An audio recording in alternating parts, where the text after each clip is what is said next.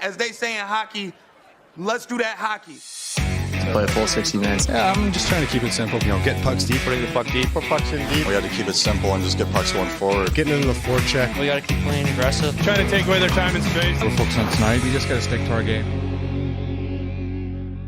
It took 3 weeks for Grant the Bachelor to lose the entire nation. 20 laps for 3 big wrecks at Daytona and just 9 seconds in one of the greatest hockey games in U.S. history of the 4 nations for 3 fights and a U.S. victory. A new face joining the show here. Welcome back to the Fifth Liners Hockey Podcast, episode 24, and the new voice of the RPI Engineers, Matthew Mugno, who will be part of our show going forward here and hopefully for a while going. But Matthew, pleasure to welcome you aboard here. First, a little intro about yourself. You're well endowed in the hockey world. As I mentioned, the Engineers play-by-play voice now, but also the host of Puck Talk CS, writer for Forever Blue Shirts. Unfortunately, another Rangers fan on the show. George isn't here this week, but I'm sure we'll be ganged up on whenever he joins in. And also formerly worked for the Hockey News. Well endowed resume there, but now adding the Fifth Liners Hockey Podcast. See, it's awesome to join. You guys have already had some spectacular special guests. Your work at Clarkson is something that I looked at before I started at RPI, before I knew you personally. And it's been a journey so far post-grad. Like ECAC, man, attended Quinnipiac, covered the Rangers up at RPI Broadcasting, and we're kind of touching all those different bases, but it's going to be awesome to be the fifth line on the ice here talking NHL. So I'm excited. One big hitter I left out of there too is that you were the voice of a national championship overtime game-winning goal call as your time, again, unfortunately, at a rival location as a Quinnipiac Bobcat. You know what? It's great, though, because I think we've already put behind us the rivalries. So, that was a amazing experience to be down in Tampa. And, before we got on here, like we said, the hockey world's small. And, before I knew it, there were some people that had even reached out at that time that, are part of this show. So it was pretty cool to kind of connect those dots, and whether it's NHL legends, former players, you talked about Eric Cole before we got on there. It's really cool to have all these connections, and it's something to look forward to with this show for sure. Around the hockey world right now, it is the Four Nations tournament that has been blowing up the headlines. And let's start before we get into the big one that happened Saturday night. Right from the opening drop of the Four Nations tournament, it was Canada and Sweden to kick it off at the Bell Center. That place was absolutely roaring. Chants of Sidney Crosby's name. It was up in the air whether or not he was going to even play in the tournament. He announced Monday he was good to go, and then goes out and wows the crowd. Loud atmosphere, and it got even louder with a power play goal inside the opening minute, just 54 seconds in to get the tournament going. That really set the tone there. Crosby goes out, a 3-point night for him, including a tally on the overtime game winner there. And that really heightened the atmosphere going forward as the anticipation grew for the U.S.'s open game with people watching in the States. And then after seeing the success of it, obviously what happened on Saturday night. It's funny, Casey. I don't want to jump to USA Canada, but there were a few people that had even messaged me that they'd watched Sweden Canada, and I thought that impressed me. That was before we knew it was to come. But yeah, I think the fact that, again, I don't think we've acknowledged enough that this is outside of the Stanley Cup final, really the first major hockey event, international event, that's on TNT, ESPN, prime time, post Super Bowl, before baseball season. And I know you and I are going to chop that up later, but the fact that Canada, Sweden was drawing a few people to just message me to begin with, not United States event, not United States rivalry event, that was pretty cool. And not only not to mention too, it looked like the best version of an all-star game when you have three of the most iconic players in the league right now linking up for a goal right away in the mecca of hockey, the Bell Center. So yeah, man, that atmosphere really set the tone. Since they announced the rosters, seeing that Canadian power play in action has been so well anticipated. Unfortunately, the whistles have been in the pockets for the majority of this tournament, which I think is one thing that makes it even more special, because when you think of international play, a lot of drama around the IIHF rules and really locking down the safety aspect. That has not been the case at all. But I think the best part about that first game for me, and I tweeted about it immediately, was the 10-minute 3-on-3 overtime, because Mhm. 5-on-5 or 5-on-5 overtime was the original, and we saw that for a while in college. Finally, college has switched over to the 3-on-3 now, but it's just the 5 minutes. That often gets it done, but a lot of times we still see the shootout, and everybody talks about their hatred for the shootout, whether or not people don't like 3-on-3 hockey because it's not real hockey or whatever you want to say. That best on best 3-on-3, and unfortunately, we haven't seen any of them go the distance, was absolutely unbelievable. And the saves made on a couple of the McKinnon shots to keep that going. Seeing McDavid, McKinnon, Makar, and they weren't even the ones who get it done. Finally, Mitch Marner puts it in the back of the net. I hope that is the NHL maybe testing a future with the 10-minute 3-on-3. And it's tough to say with such a long season, 82 games, whether you don't want to wear your guys down, but that was an unbelievable spectacle. And certainly for the fans, I was on my feet the whole time. Casey, you know what? These are, like you mentioned, like this is testing ground zero for the NHL. And I love it because this is the opportunity to test these things out. The All-Star game was kind of the debut a number of years ago of the 3-on-3, but that was at a point where it started to feel like the All-Star game had lost its luster. I think from 2015 on, we saw that. I think that was the first year where people were very critical of the voting system and some of the players that were involved. But this is great because I think what you get out of this is an extra shift from your star players.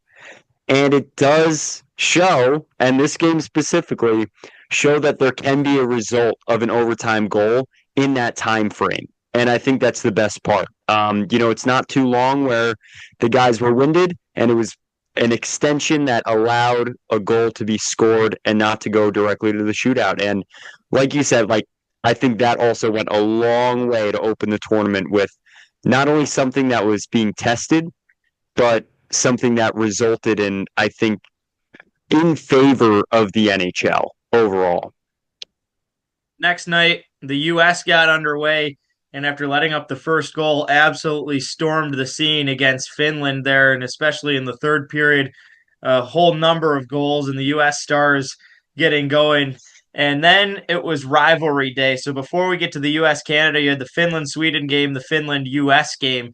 And unfortunately for Finland, they come up completely short the first night. They get the overtime win. So all those teams were tied at 2 points there.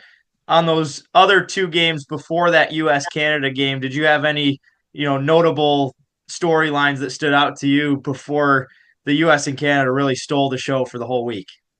Yeah, the other thing too, I think, was once the game started to get going, the standings was the other thing, the 3-2-1 system. And it is unique because if you go through the calculations at the moment with the NHL standings, and I know you're not going to like this, and this early in the pod, but the only team that would benefit from the 3-2-1 at the moment is the New York Rangers, where they would be in the second wild card spot in the East based on the adjusted point system with the 3-2-1. But I do think overall, it you saw after those first few games that it felt like the results were more justified based on that point system. I thought USA obviously stormed on the scene.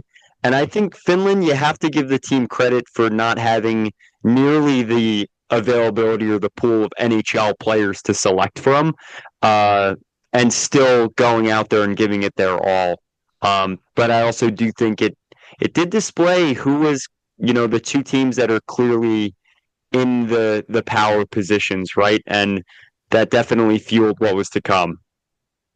Finland was my pick when they first dropped the team names to make a lot of noise. And unfortunately, as you mentioned, they lose three of their D-core. There's only 11 possible names in the NHL. So every Finnish defenseman at one point was part of this roster, and they were down to just about scraps and maybe not even having a full roster for this tournament. Unfortunately, by the time it gets going, they don't make it to the final that'll be tomorrow or today as the show airs on Thursday night. But Saturday night was the preview for what we're about to see coming up in the first U.S. Canada game. I was watching in between RPI Quinnipiac at our guys' team's house, and the chirps were going around before the game even started, splitting up the Americans and the Canadians. The house was split, and everybody was on their feet. Not once, not twice, but three times, screaming at the TV, screaming at each other as first, right off the opening hop, Matthew Tkachuk drops the gloves. The next face-off, Ray Ferraro, we couldn't even hear it. It was so loud in the house, but watching the replays, Ray Ferraro knew exactly what was about to happen. Bennett jumps over the boards. Puck drops again. Gloves are off, and it's Brady Tkachuk going at it. Then it seems like everything's finally settled down.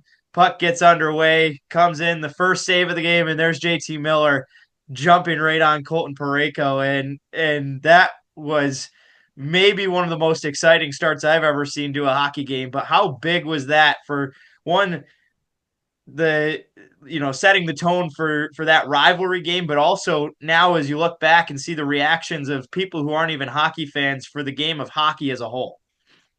Yeah, that was everything, right? Like, as you mentioned, I was broadcasting a game, and Casey, I got to tell you, all year I'm in the booth, and I know driving up, it was the Jacob Trouba rumors. He's traded. Like, I'm in the car, so like as soon as I get to my next destination, I'm texting my contacts, I'm tweeting stuff out, right?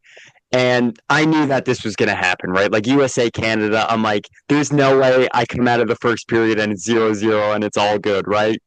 And, that this stuff started flying in. As soon as the game ended, I'm at the hotel, so I got to catch up. So I didn't actually get to witness probably the best opening to a game in, honestly, probably arguably modern hockey history, for sure. Definitely but our lives. I think at this point, now that the dust has settled a little bit and we know what's to come, I think we could classify it as that. I want to know your take on that. At least in our lifetime, it probably is the best start to a game ever. I can't think of anything that would even come close. And not only, just what happened with the fighting, but the ability to unite people outside of the game. And that's been the struggle for hockey. You think of the ratings, and it comes at a perfect time because 1 month ago we were talking with one of your close coworkers and Johnny Lazarus about the Winter Classic and the struggles that they had with the worst ratings ever. If people didn't watch it, a lot of that came with it being on New Year's Eve versus New Year's Day, but they were losing a lot of traction, and there's been so many talks about the salary cap going up and the success underlying numbers, but the TV ratings have been a little bit down this season, and for that to happen, to unite people outside of not just the hockey community, because those people are going to be riled up anyway, but people who have nothing remotely, to compare to or to even be hockey fans that are now going to be watching on Thursday night, hoping that the same thing happens, is, it's so big for the game of hockey. Oh, it's huge, right? Like, I can't believe we're living in a world where you open your phone and it's like JJ Watt tweets. I mean, he's always been a hockey advocate, right, on Pat McAfee's show, but Field Yates, he's fantasy football. Like, I listen to his material when I'm trying to pick up a player on the waiver wire. I did not expect that. Was very left field, right? But it's people that have a voice that carries, right? If it was some of the talking heads and then it died down, you'd say, okay, well, these are people that, they're consistently talking about new material, what's next, what's the hot topic. But this was coming from, analysts that have really put their stake in the ground as really solid analysts. So on top of that, outside of the sport, I also thought it's the 21st century, post iPhone, post social media, and finally hockey capitalized on that too. Like ESPN's Instagram post the morning of was doing numbers, and it was almost strange to see because it's something you'd expect again with major sporting events that are not hockey. So that was awesome to see, and it came at the perfect time. You mentioned the Winter Classic. I had texted Johnny the day of. Obviously, he's out there with the creators doing material for NHL, and he was like, "Oh, I'm already here," and I was like, "Why are you already there?" I thought, the game's New Year's Day. And he was like, "It's tonight." I was like, "Why is it tonight?" And there was the big conversation about a month ago about competing against college football. Then you had the awful announcing post come out about the numbers, right? But it came, I think, almost in a perfect storm. Silver's been under fire with the NBA ratings. They've plummeted. Their All-Star game did not succeed. Baseball is too far out. And the NFL just wrapped, and I think the NFL season was, at least by like the talent standpoint and the excitement standpoint, I thought it was definitely lower this season than the past little while. So yeah, I think a lot came together for this to work. And I also think it displayed the strengths of hockey. It wasn't some gimmick, which I thought was the best part. And going back to your question about reasons it stood out so much, one thing that really blew me away was the all around physicality, and this goes to the next point of the USA's victory coming from just pure brute force and out physicaling Canada. But I can't, not even in the Stanley Cup final, and Florida is one of the most tenacious teams in the NHL. I can't think of a time where I've seen Connor McDavid or to that point, any of those stars of that level get lit up and like cartwheel hit where his feet are parallel to the ice. And that happened 3 times in the first period where everyone at our spot was laughing because they showed that line with Mitch Marner, and everyone's saying Marner probably doesn't want to go anywhere near the ice right now after seeing what just happened to McDavid 3 times in a row. But I can't think of a game anywhere, even in the NHL, that remotely anyone would think of going at a star player like McDavid, not only once or twice, but 3 times inside of one period to set a tone. You know what? And this conversation's been going on for a long time about clean hits resulting in fights. And I think that this may have an effect on that as well. Like, I think the hockey that's being played at this level, right? If your hope is that, first of all, they're playing this, Eichel on Sports Center that night states, now it's been repeated a few times, but Game 7 atmosphere. And I think what's great for the game is to know that, maybe when we get to the playoffs, the physicality ramps up. The guys on these teams that are the stars aren't going to feel like they want another teammate to step in, that they can take the hit. Because McDavid took the hit, he brushed it off, and the United States turned around and they scored a goal off of it. So I also think it went to show that physicality's in the DNA of the game. And I think that as Clarkson's play-by-play. This is part of the game, and if it's played right, I think it makes for an entertaining game, and it also serves a purpose. I think back to some of those COVID games between Clarkson and Quinnipiac. There were some vicious rivalry matchups and some pretty good tussles with screaming matches between the boxes, and certainly a lot of physicality and bitterness between the two sides. Unfortunately, in that case, there was penalty calls, but it's been pretty interesting to see the pocket stay away, and it's true playoff style or what people want to see in the playoffs and letting the guys play. The one negative, if you could take any out of it, has been the injuries, and there's been some big time names getting shaken up, and that was certainly a big concern coming into it. But now right off the hop from game one, Shea Theodore leaves the game against Sweden for Canada after a hit from Adrian Kempe. He's not going to return. It sounds like it's a bit of a long-term injury, not returning for the remainder of the tournament, but could be out a couple of weeks with a wrist injury. Then in that U.S. game, some more, guys shaken up. Matthew Tkachuk was battling an injury, didn't play in the game Monday. Austin Matthews, who's been injured all year, and there was wonders on whether or not the Leafs would even let him play in this tournament. He didn't skate in the game on Monday either. Brady Tkachuk was injured against Sweden. It sounds like both Tkachuk brothers aren't going to miss the opportunity to go for the final, which is good news for the U.S. But the big one was Charlie McAvoy, admitted to the hospital, underwent surgery on Tuesday night after a collision with the post, suffered a AC joint injury that led to an infection, and hopefully, he's all right. That's pretty scary to think about, but those are five big influential players in the NHL who could be missing time for their franchises coming out of that. So when you look forward at the future, of the ratings of this tournament and how big it's been for the first time we've seen best on best in a while, the opportunity to really put hockey on the biggest stage in a time where there's not many big sporting events going on, a lot of all-star breaks, the NFL season just ending, as you mentioned.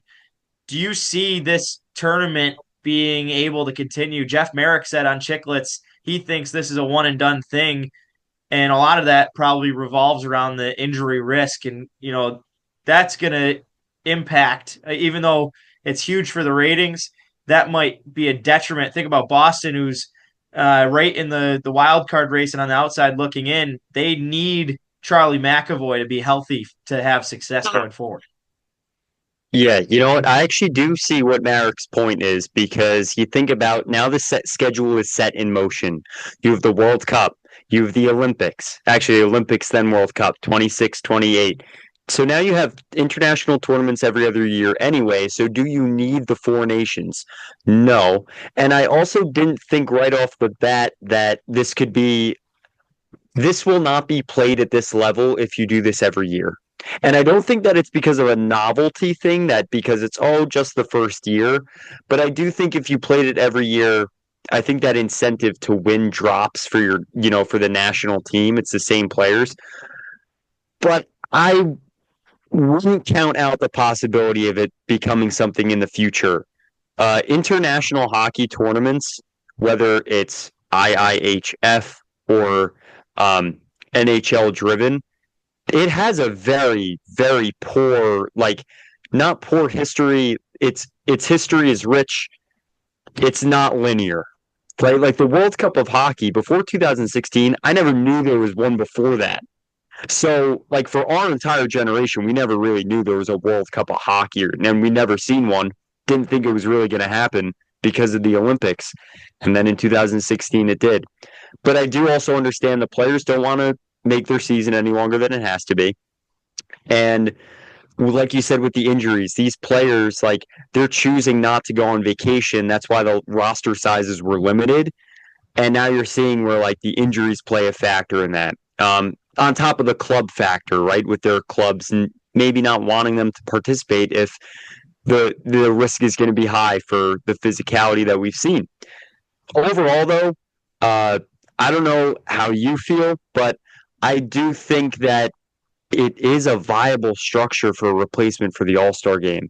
And I also don't know how you go back to that after this year. I think they're going to have to continue to invent moving forward.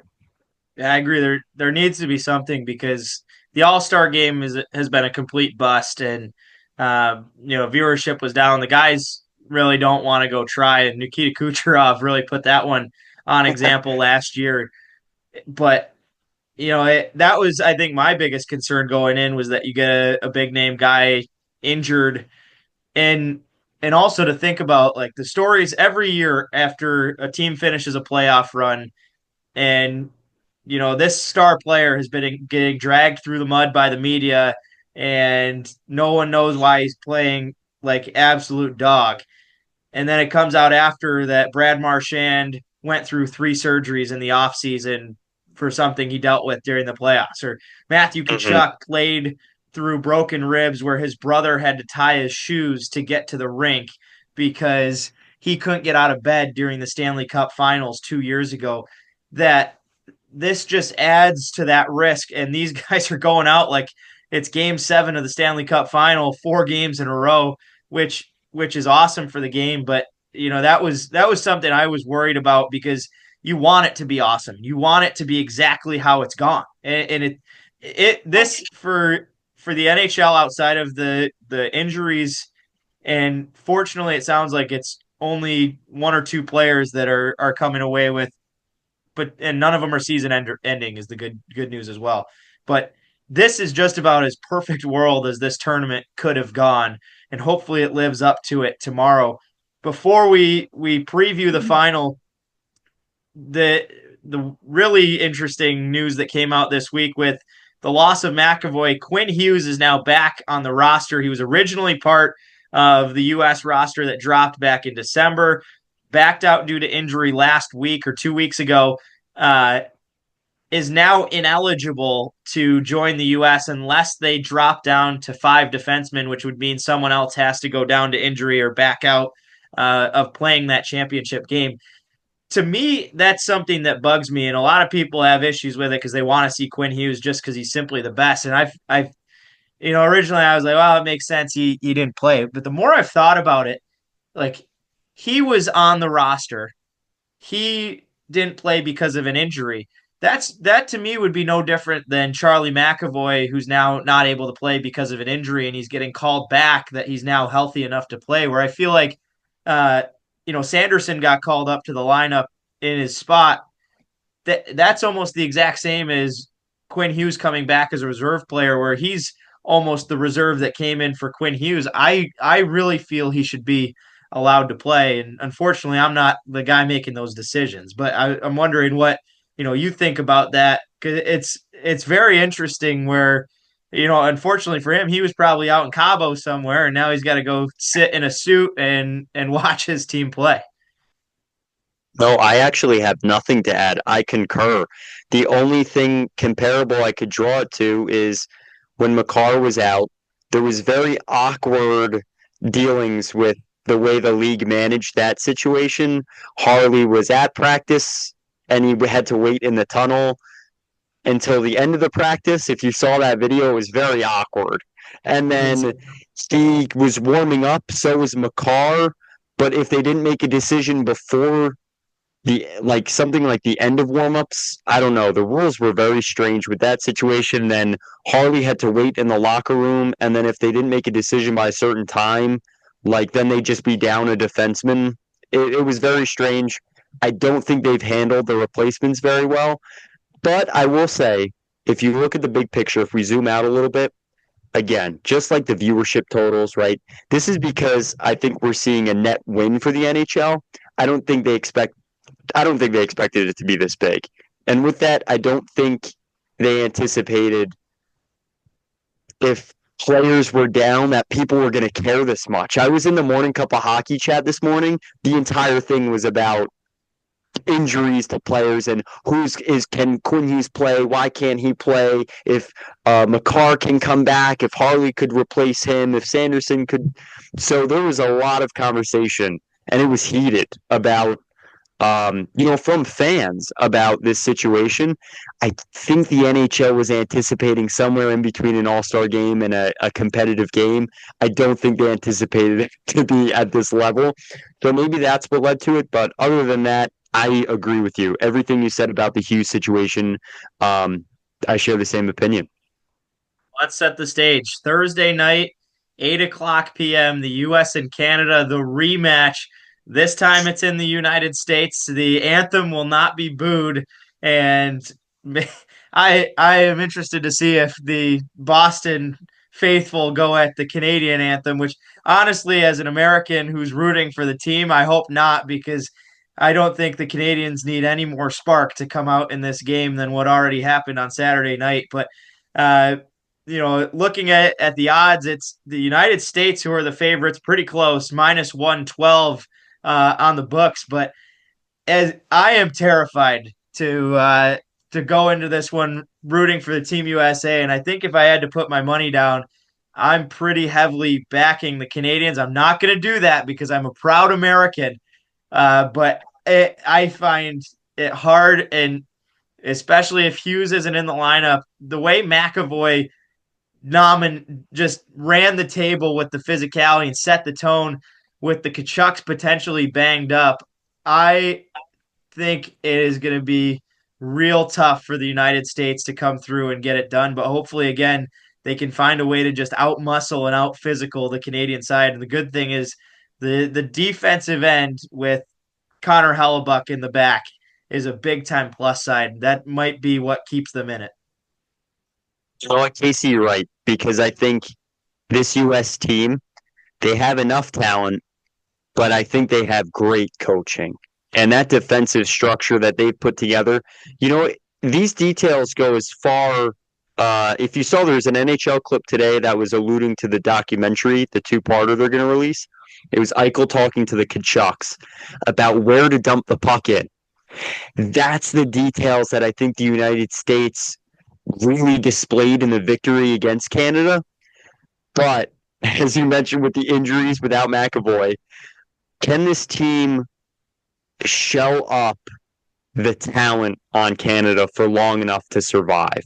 Because actually, in 2014, the semifinal, Canada won 1-0 against the United States. And they probably could have shut out the United States if they played that hockey game, forever. So I do think it's possible, but I think it's going to be a challenge. And something I'd said on Puck Talk this week was I don't think we've seen Hellebuck in full yet either, and I'm curious to see how he performs if he's under a lot of pressure. And I'm excited to see that too. You said you're not a guy who loves predictions. I'm going to make you do it throughout the entirety that you sit on this show, probably. But let's start right here. Final score. Who's taking home the Four Nations trophy?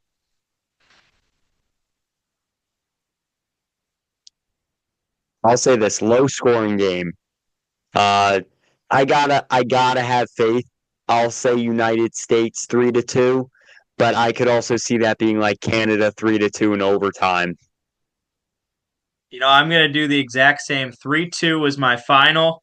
And at that rate, I think rather than betting on the victor, I think I'm going to have to back US as well. But the game to go to overtime, I'm sure the odds are fairly high on that one. And what a finish would that be of a 10-minute 3-on-3 to close it off and decide who the heck is going to raise that trophy.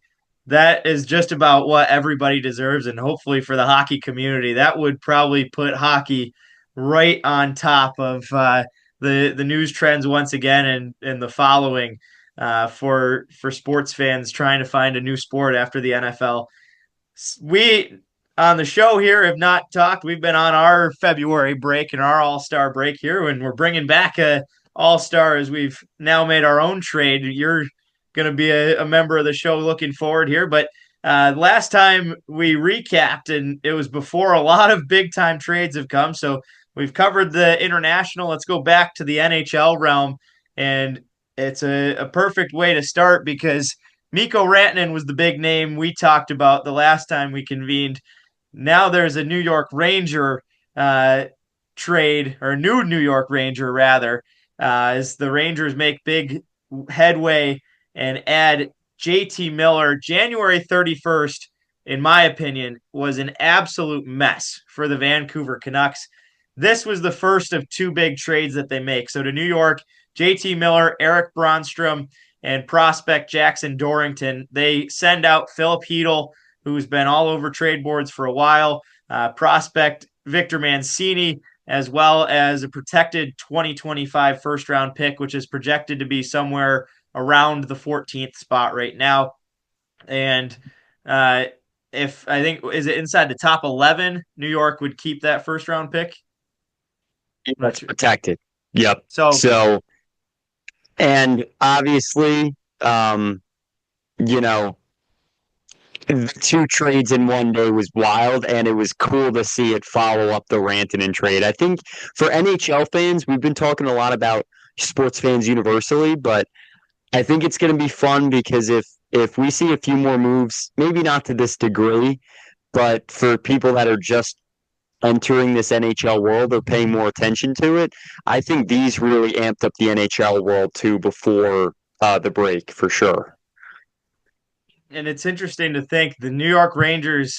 I was hoping Carolina was going to be the front runner for Miller. That was one of the names going around, and then all of a sudden, bang! Mikko Rantanen is a Carolina Hurricane. But that is a player that is an absolute dog, and I'm sure you've been thrilled to watch him lighting it up early, immediate impact coming over as a Ranger. But the Rangers were just as close to dead before they've made a little bit of a run here throughout the month of end of January, early February. Now they're kind of right back in it, still a little ways back in the wild card chase, but all of a sudden Mika Zibanejad, who's had a nightmare of a season, is alive. Panarin's been able to get some power play points going, and it's all revolving around Miller coming in, a little bit of new life. He's kind of a familiar face. He's played there before, but that just gives an extra spark to that Rangers side that really they needed it. And in my opinion, I really don't see what Vancouver got out of this other than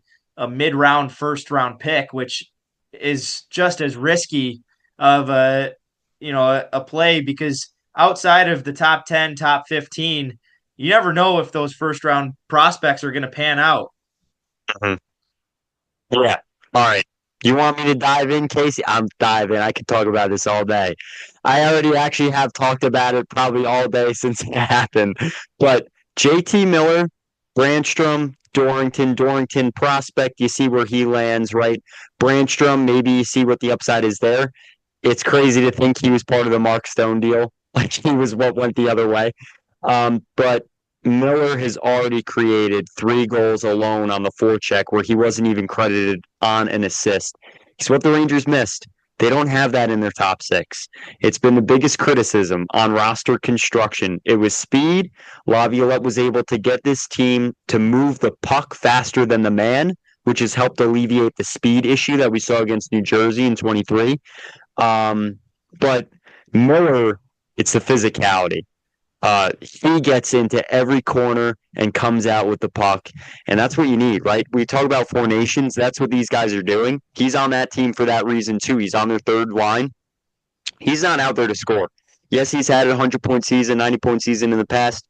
He's on that Four Nations squad to do exactly what he's doing in New York, the fine details. And on top of it, he's scoring. On top of it, I don't think the contract ages very well, but with the cap going up, I do think there was some oversight as to how much the Rangers were taking in. Now, the other way, I will advocate for Philip Hedl. He's a player that when he's healthy, he's a one-man breakout. Like, this kid can wheel out of the zone.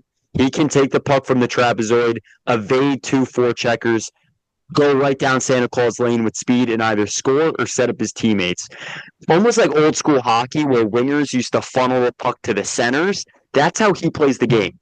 But the problem is health.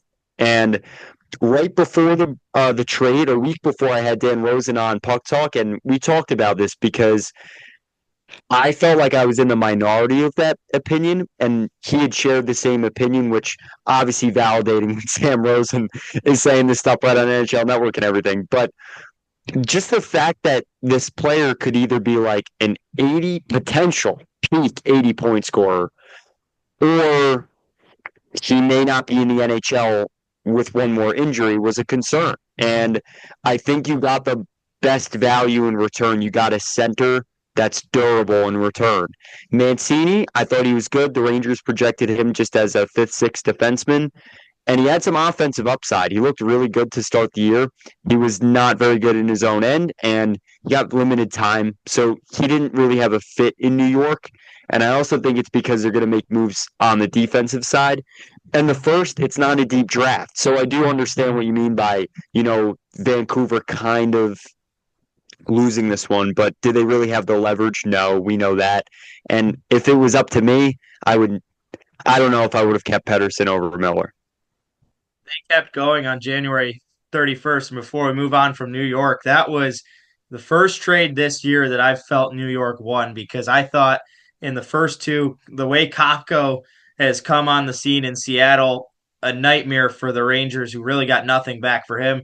Did not feel they got enough back for Trouba either, even though Rangers fans are not a huge fan of him. I still think he's an important piece of that locker room. This is one that I feel was a big swing and a home run for the Rangers. The Canucks went out with Pittsburgh and then made a deal same day and sent Dan Heinen, Vinny Desharnais, and prospect Melvin Fernstrom for the return of Marcus Pettersson, now the third Pettersson in the Vancouver lineup, and Drew O'Connor. So all of a sudden, Vancouver has 5 guys out the door, a few guys in, and basically one of those fantasy football 6th grade full roster swaps on the Vancouver side. What were your takeaways on the Pittsburgh side? It helps them on the defensive end. I think Desharnais was not fitting in there.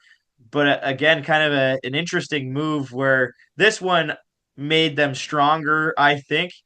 But still, I wouldn't say anything that takes the return for Miller and puts them in any better of a playoff spot.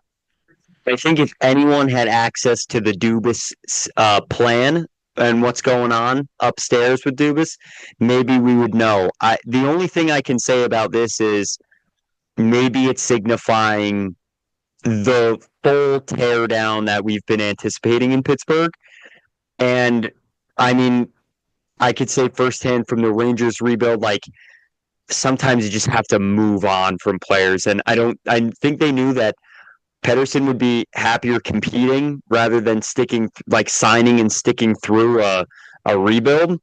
And if that was the case, it totally makes sense. I think Drew O'Connor is also a pretty good depth guy.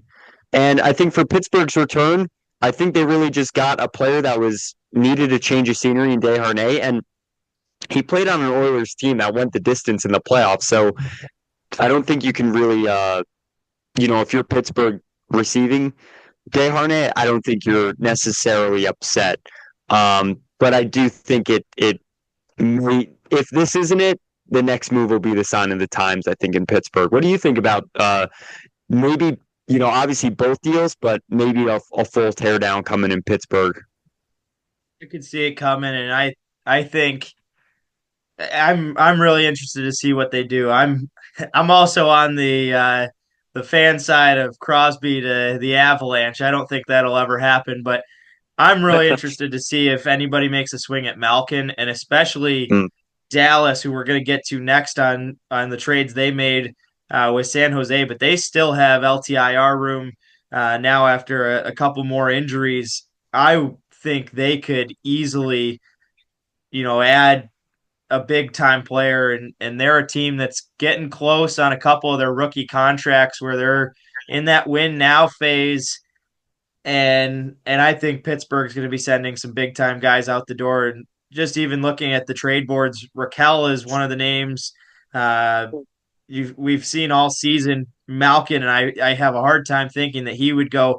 The only tough thing for them is that some of the contracts they made are just immovable. Erik Karlsson, I don't think, and it's been reported that they're willing to eat a chunk of his salary to move him, but at 11 million, like especially the way he played all right in the Four Nations for Sweden, but like I don't think he's the same player he was when he put up 100 plus for San Jose, and he's been a pretty big defensive liability since he got his money. I don't think Pittsburgh's a contender, even though they're still hanging around in the wild card. I would agree on the full teardown. One last thought on the Vancouver side on the comparison between Miller and Elias Pettersson.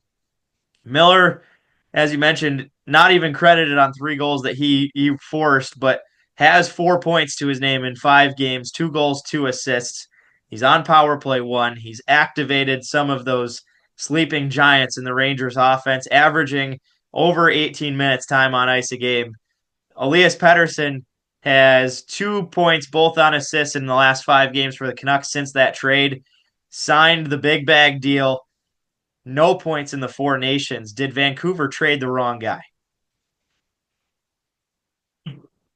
I say yes because I think Pedersen, and this is outside of the JT Miller situation as a whole.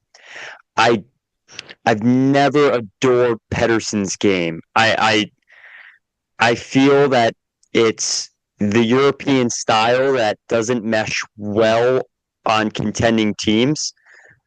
You can see Barkov using his frame to his advantage. Physicality doesn't always mean aggression. It means absorbing too. And you see how Barkov uses that in his two-way game. I think that's where Pedersen is can be frustrating to watch as a player for how skilled he is.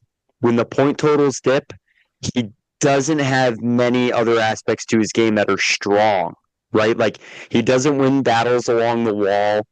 He doesn't come out of corners with the puck, cycle.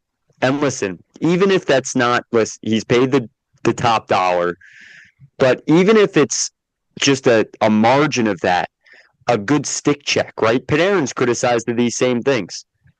Panarin can stick check. Panarin can forecheck. And I find Pedersen lacks these intangibles that Miller is the complete 180. He is like the full tilt intangible guy that he can reach high point totals, but he's not going to be, where Pedersen's at season by season.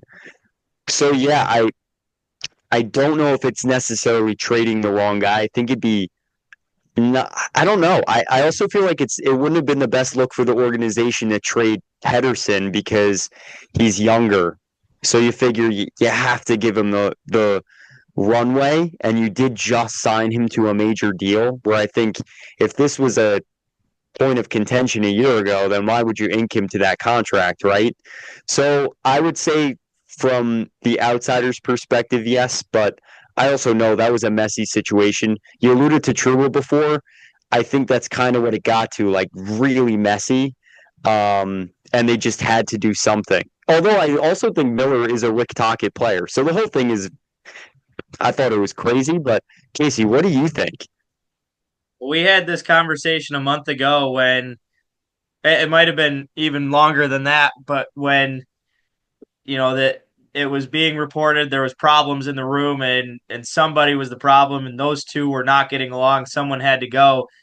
I asked who would you, if you were playing couch GM, who are you sending out? I was the only one on our show that thought JT Miller should stay, and I still back that point. It's the same reason that I thought, as a fan of Carolina, I hardcore wanted Miller to be one of the trades that Carolina made, because the Canes need center depth, and just as the Rangers could use a gritty top six guy, he's a game changer, and I don't think that Pedersen has that in his game. And now the Canucks are talking about spinning him, which I don't understand the thought process there. Miller had 5 years on it, like 5 years on his contract versus 8 of a guy who's the heart of your franchise, pretty much.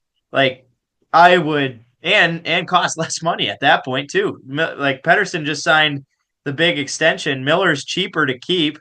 He's there for 5 years. That's not a short amount of time. And if you end up sending Elias Pettersson out the door, in my opinion, I don't think they can get anything back that's not going to send them into their own rebuild. And that's a team that needs to get to the playoffs because they've already stunk for a while and the fan base is already roaring there. So it's pretty head scratching to me. Teams that Honestly, are not. Casey, sorry, Casey, I was going to say, No. When I had heard Carolina the night of the Rantanen trade, I thought it was going to be Pedersen. And the only thing I could think of at that time, too, was yes, he can score. And that's something I think Carolina needed. But I was like, he doesn't have any rugged nature to his game. And then, obviously, it was Rantanen. But for a while, Pedersen was, a hot topic and a rumor for Carolina. And I thought that they needed a player that had a bigger frame, maybe more experience on the goal scoring side too. And I do think of the few players that were named to go to Carolina, they actually won out. Yeah, I agree. I would have been upset if they added Pedersen. I think he has a lot that he still needs to prove, even though he's a scorer. There's a lot more that goes into winning playoff hockey games than just being a pure talent goal scorer. Dallas adds a couple of those pieces in the trade with San Jose. They pick up Cody Ceci and Mikhail Granlund. All they had to give up was a first that's probably going to be somewhere in the 25 to 32 range, as well as a conditional fourth that, should they make the Stanley Cup, could move to a third. Uh, but that's the team I'm scared of right now if I'm anybody in the West. And looking at the playoff picture, I cannot wait to watch the entirety of the Western Conference because it is a whole slew of big dog teams that are right there up the top, and Dallas is just as much of a contender as anybody after the disappointment they had last year. I think that could be an underdog pick to go real deep, and I think they also still have a lot of availability to make another big swing.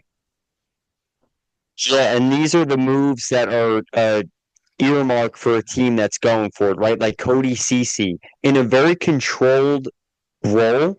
I like his game, right? Third pairing, perfect. Granlund, clear replacement for the injuries they have up front. Why not? We've seen his ceiling. We see how he performs on the big stage. I think he was a great addition. So I think both of those players for small roles fit well. And these are the same moves you saw Tampa make a few years ago when they were going for their second cup in a row. So I like it. And on top of it, what are you sacrificing? You're trading assets that you have to in order to win. And they know what's in their way. Vegas, Colorado, right? Name a team, Edmonton. So, and they have the talent right there with them, the goaltender, the defense. So they're adding those smaller pieces to fill out, and I like it. Calgary is a team I've always got my eye on just because of the connection with Craig Conroy and Clarkson, a guy who I would love to sit down with, and hopefully we can make that happen if we can find a time where his schedule is not jam packed. And as an NHL GM, that's a pretty tough feat. But Calgary makes more waves, and Conroy flips his first trade move since as he became the GM and acquiring Andrei Kuzmenko from the Canucks, now sent to Philadelphia with Jacob Peltier, a second rounder in 2025 and a seventh rounder in 28. They get Morgan Frost and Joel Farabee, and what a way to engage your lineup who's fought like heck to get in this season. Matt Leonardo, who will hold it over his head till the end of time, said that Calgary this season was going to be the worst team in NHL history. He said they were going to be worse than his team last year, the San Jose Sharks, and they have done everything but prove that wrong.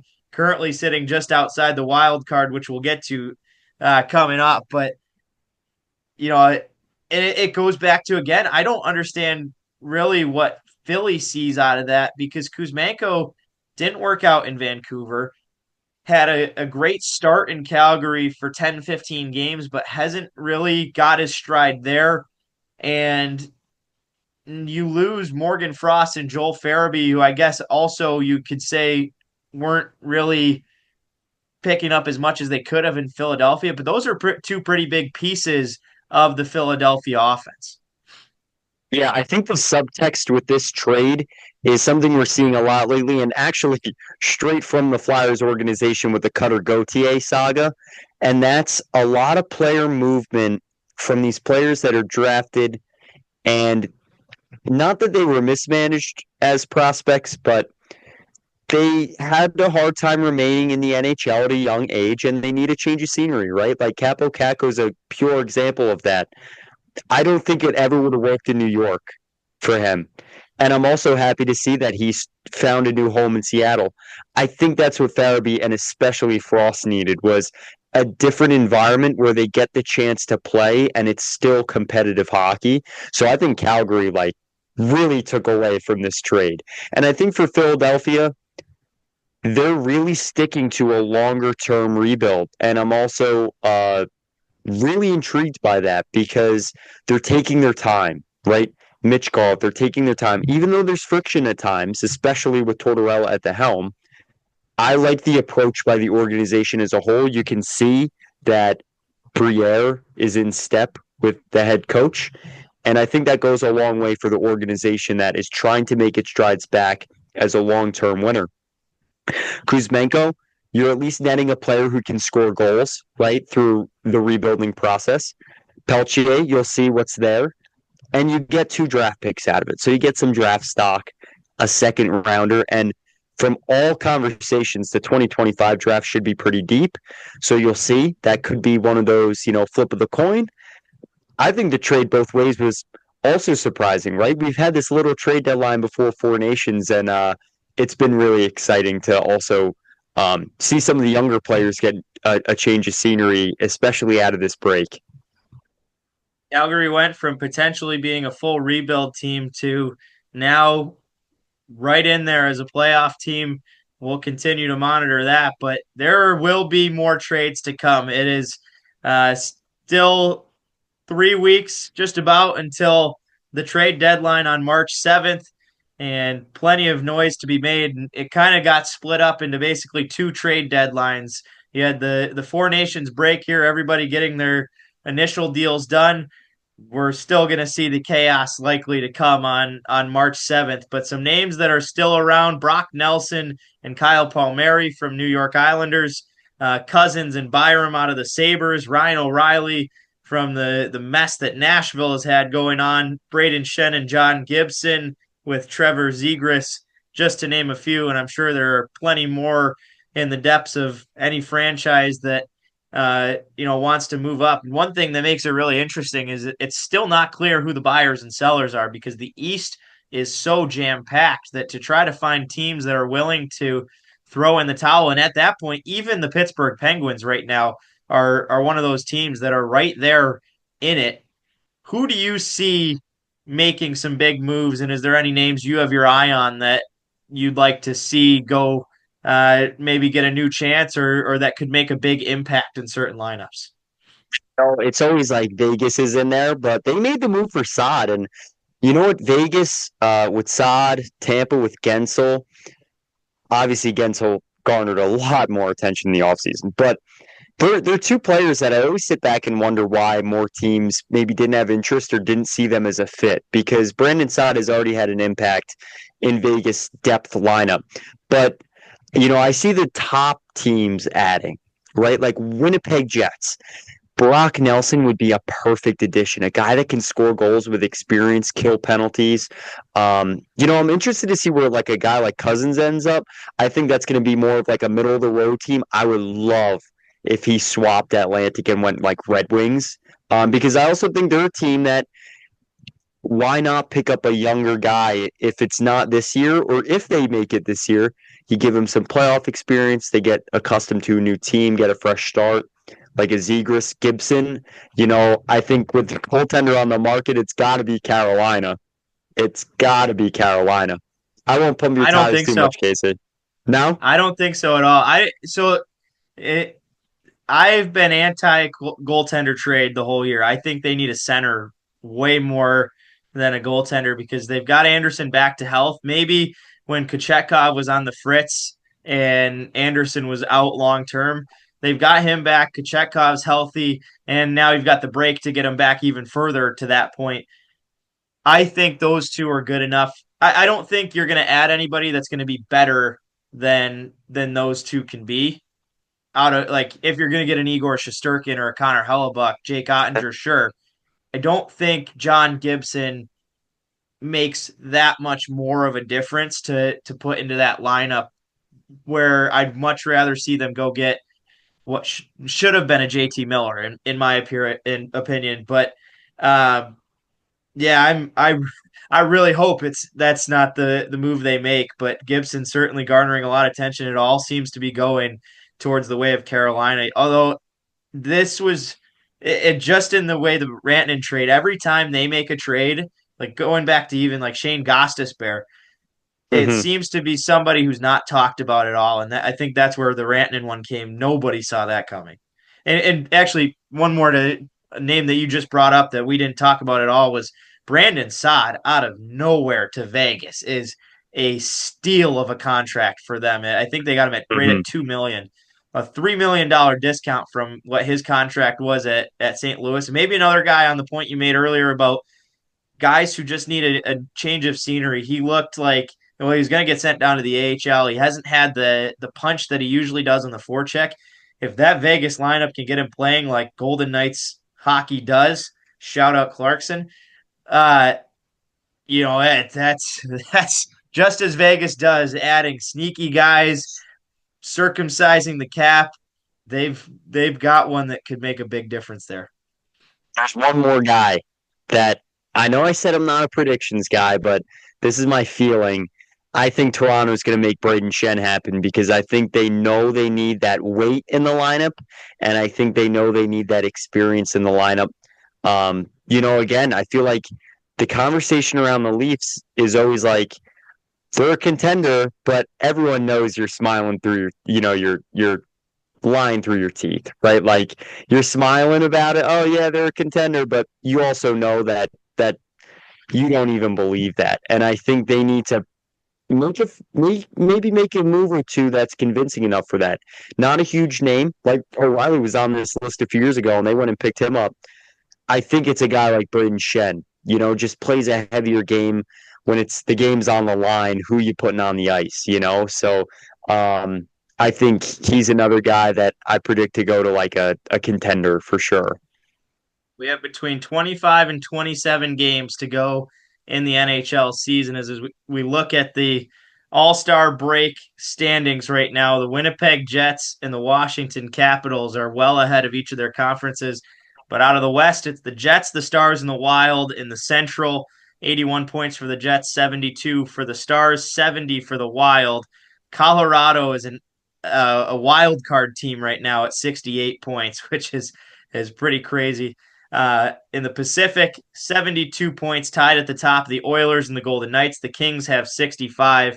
The Canucks are the second wild card spot at 63. Flames and Utah Hockey Club on the outside looking in. The club with 57, the Flames with 60. So the Flames are 3 points back, 6 points back for Utah. That looks pretty solidified. The 6 teams in the West could be in. Maybe you see one swap there if the Canucks really tank here and the trades that they made don't work out, or maybe something with Pettersson, the locker room drama makes a hit. Maybe one more team switches there, but it's the East that really is, hard to not look at 25 times a day to see if the numbers have changed or anywhere in the rankings has gone different. The Metro has the Capitals safe at 80 points, Hurricanes at 70, Devils at 68. I'd say those three are going to be your top three. The Atlantic has the Panthers at the top at 71, the Leafs at 68, the Lightning at 66, and then everybody in the conference right on their tails. The Senators are wild card 2, 62 points. The Red Wings, who you just brought up, maybe being a Cousins candidate, 61 points. 2 at 60 in the Blue Jackets and the Bruins. The Rangers at 58. The Islanders with 57. Canadians, Penguins, and Flyers all at 55. That is 15 teams within a playoff position or just 6 points or less outside of the wild card spot. The Buffalo Sabres, the only team I would consider eliminated at 49, and they're only 11 points outside of the wild card. But looking forward, what teams in the East do you see making a run? The Rangers, do you think they have enough to get in there? They're only 3 points out all of a sudden at 58 to the Red Wings 61. I'm hoping the Sens can hang on there. I've been backing them all year. And going back to that Four Nations, if Brady Tkachuk's banged up, the Senators, I think, are going to have a hard time hanging on. They could be holding on for dear life. If you're asking me who I think can jump into this playoff mix, it's the Blue Jackets. I think they have, and I don't know if it's connected to the Gaudreau situation, but they have this, like, the magic of that team that just seems like you just can't, like, none of these teams have been able to really topple them. They're always hanging in the mix. Werenski is playing an all-star season, and we're seeing on full display at Four Nations that it's legit. He's doing it even against the best players in the world. I just feel like they have the spunk, and I feel like there's no rhyme or reason, which is probably the hardest thing to figure out, right? If you're pre-scouting the Blue Jackets, you're sitting back if you're some of these teams and saying to yourself, like, what's making this team win games, right? And it's not pure luck, but it's also not like this incredible strategy where it's like they're a 3-time Cup champion, right? Or it's like John Cooper, where now I think his, like anything else, his name can certainly precede his game plan. So I think the Blue Jackets have it. I think the Rangers have the chance, but it depends on how they come out of the break. Like if they come out and they're flip-flopping games, I don't have a lot of faith in that because they're not taking enough games to overtime and losing them in the loser point league, right, with the overtime point as it stands. And they haven't really gone on significant win streaks to put them ahead. So I think it's going to have to be like, this was the clean slate. This was the recharge. Let's see what they could do. And the Red Wings surprised me. I don't know if they have staying power, though. I don't know how you feel about those three teams, Casey. Is there one I didn't mention? One I want to give a shout out to would, and it's similar to the Sod situation, is the newly adequated Tony DeAngelo New York Islanders. I'm sure you're a big anti DeAngelo fan, as many I'm Rangers actually are. not. So I love Tony DeAngelo. He was one of my favorite players on the Carolina Hurricanes.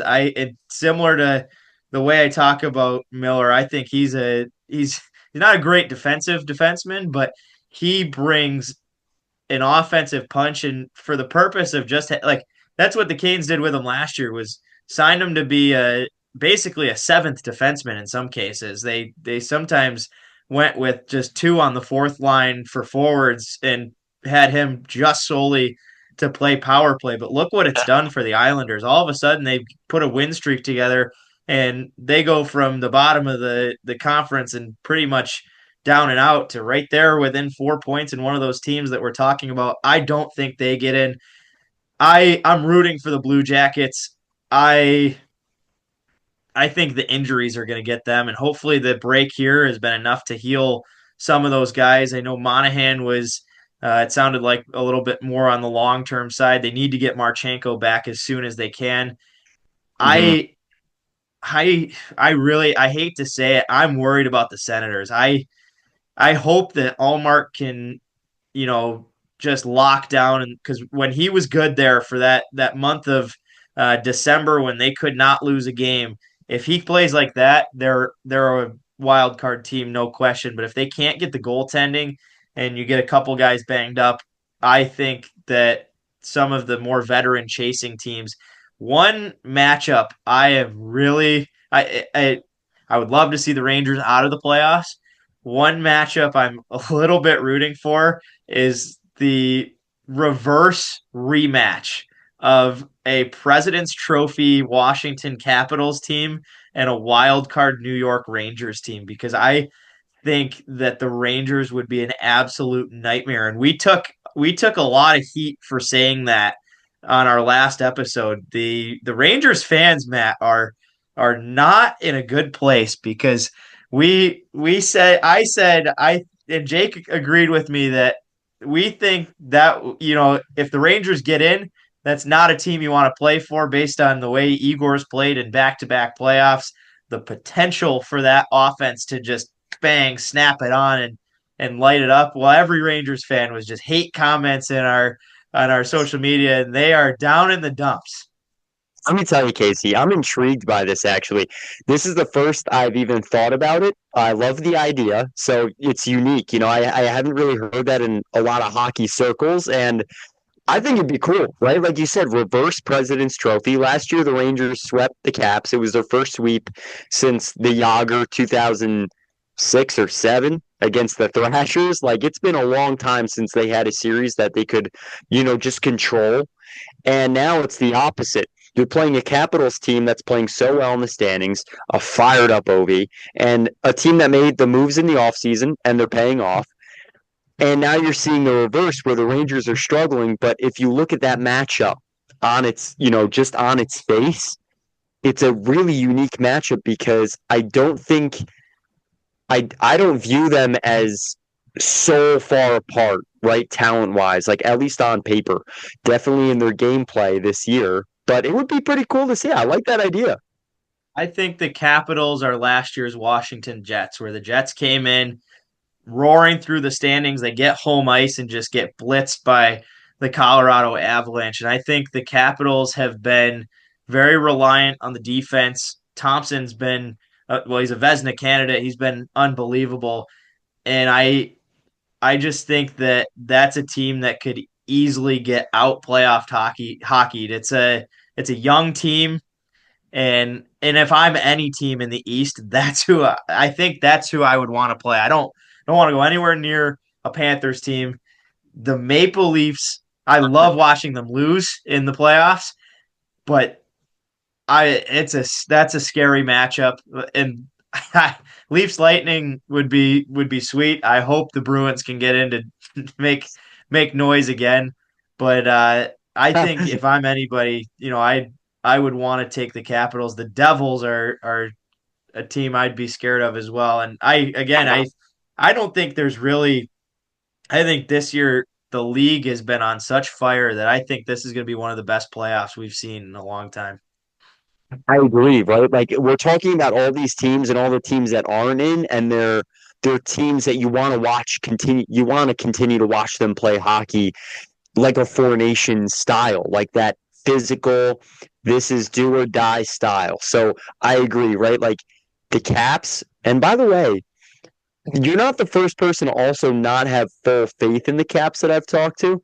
It's pretty funny. I see them as, a pretty good team, but I respect your take, and I think it's going to be convincing me along the last few weeks here. But like you said, like the Devils, Leafs, we bring up all these teams, and then on top of it in the East, you go West, and the Western teams that are dominating are all electric to watch. Like even the Kings now with Kempe, uh, the Wild, they've had their injuries, they've suffered, but they've been a story this season as well. So, I think we're in for a great playoff and probably one of the better ones in a long time. We'll see what the results are for sure.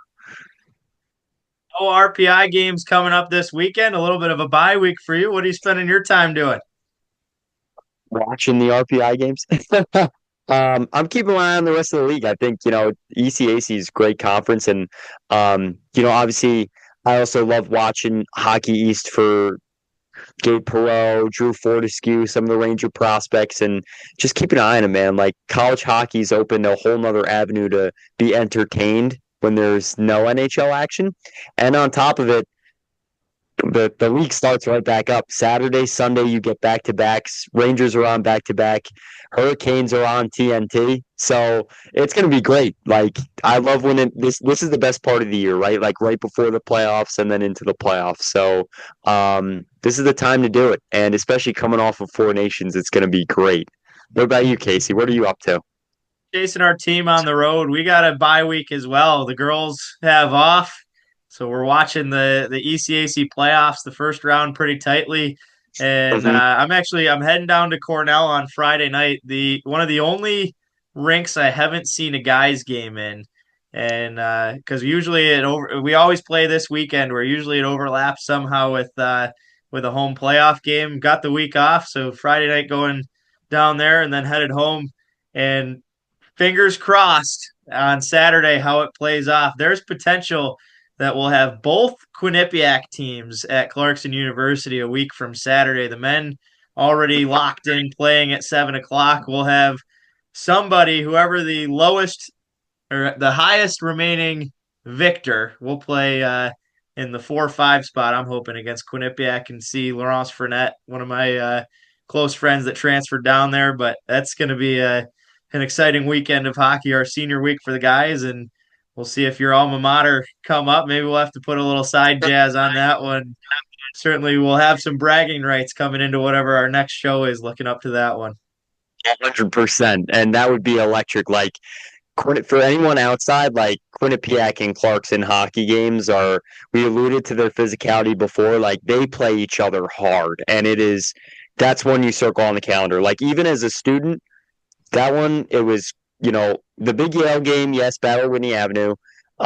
Cornell was always a big one to circle on the calendar, but Clarkson was that underrated. Like you could get a lot of people there because, their arena is one of the top in attendance in the year, but there were nights, as a student, not as many people there, not to the packed to the brim, and it was like, all right, let's all get to that one because there might be a lot more open seats. So the Clarkson games were always electric. If that was the case, I'd be locked into that. It's awesome.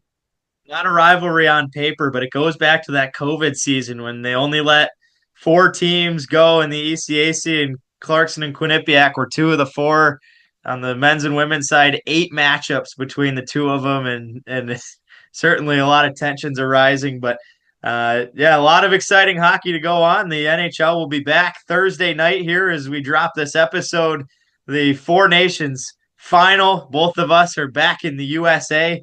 And we'll see. We'll link back up next week to recap it all. Recap, hopefully, the Rangers and Hurricanes hitting the ground running for our sake. But Matthew, pleasure to welcome you to the show here. Looking forward to a bright future with you alongside us.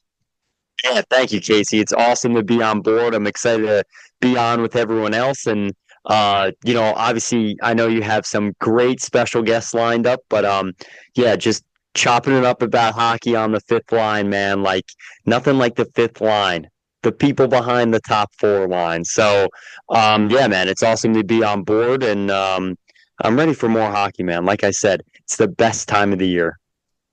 At Mugno MA on the Twitter X sphere.